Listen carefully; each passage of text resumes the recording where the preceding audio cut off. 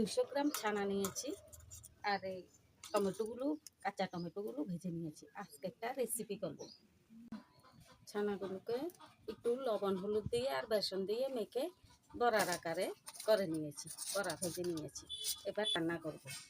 প্রথমে কড়াইতে সাদা তেল দিয়ে দিলাম। এবার শস্য বেটে নিয়েছি, শস্যগুলো দিয়ে দিলাম। হলুদ দিয়ে দিলাম 2 চামচ, লবণ দিয়ে দিলাম পরিমাণ মতো। এবার এগুলোকে কষিয়ে ভালো করে কষিয়ে নেব। কষানো হয়েছে, তেল ছেড়েছে শস্য থেকে। এবার টমেটোগুলো, ভাজা টমেটোগুলো দিয়ে দেব। এবার ভালো করে নেড়ে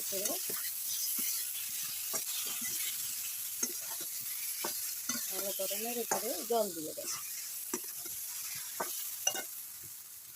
একটু কাঁচা লঙ্কা আছে বাটা, কাঁচা লঙ্কাটা দিয়ে দেব।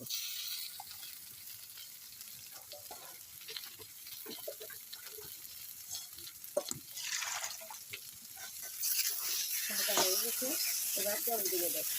এভাবে রান্না করে দেখবেন কেমন হয়। নতুন একটা রেসিপি করলাম আজকে, খেতে দুর্দান্ত লাগে।